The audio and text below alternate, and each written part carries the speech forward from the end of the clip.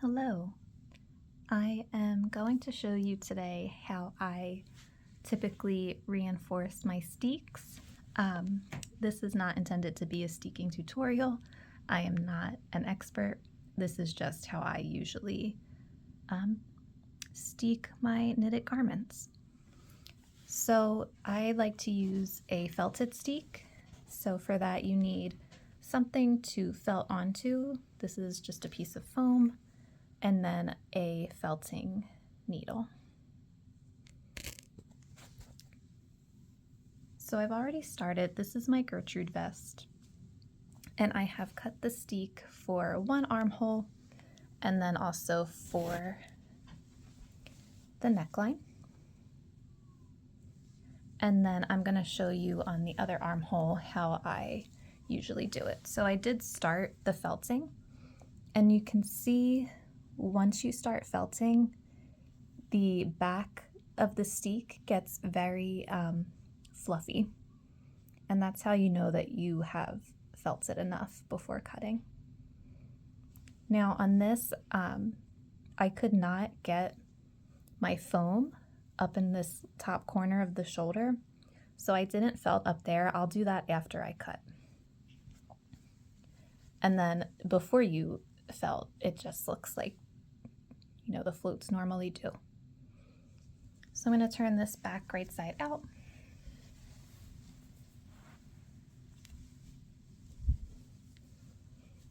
And then get started. So you want to put your foam or whatever else you're using. You can use, there's like felting, fabric felting pads that they sell. There's also ones that have like bristles on them, but I'm just using foam. So make sure you don't have any, like I have my barber cords here. I'm going to pull that out so I don't accidentally accidentally felt those. Now this is a 6-stitch steek, and I am going to focus on the 4 middle stitches. I just like to do that because sometimes as I'm felting, I may like go a little bit too far in either direction, so having those extra steek stitches on the edges just gives me a little extra wiggle room. And then you just start stabbing with your felting needle.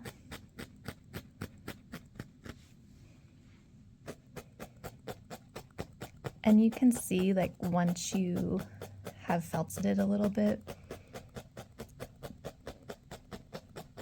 the stitches sort of get indented into the pad and they look a little bit smaller.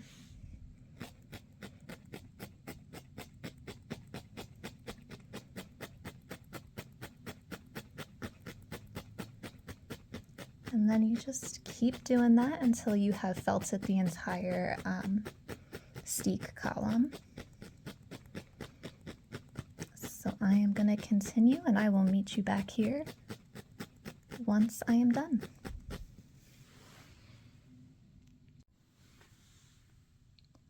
Alright, so I have finished felting the entire steek column. The whole underside is now fluffy. So the next step is to cut it open. I like to put something behind the steek, so for this I'm just using this plastic sock ruler. If I'm doing a bigger project like the front opening of a cardigan, I'll usually use my ironing board, but this works for the armhole. So you just want to make sure that there is nothing underneath that you do not want to cut. And then I like to use a smaller pair of scissors, and I'm going to cut it right down the center.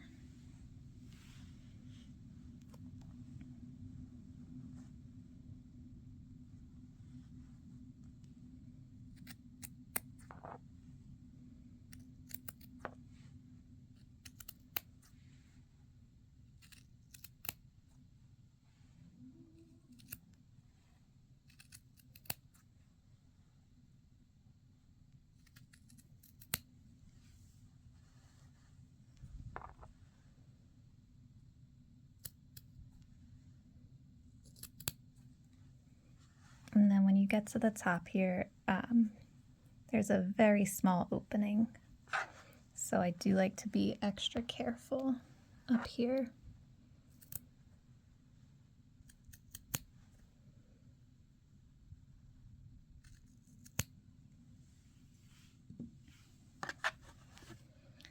And now it is cut open. So I am still going to felt this top part because, like I said, I could not get the foam up there when it was still closed. But now that it's open, it's much easier to get to.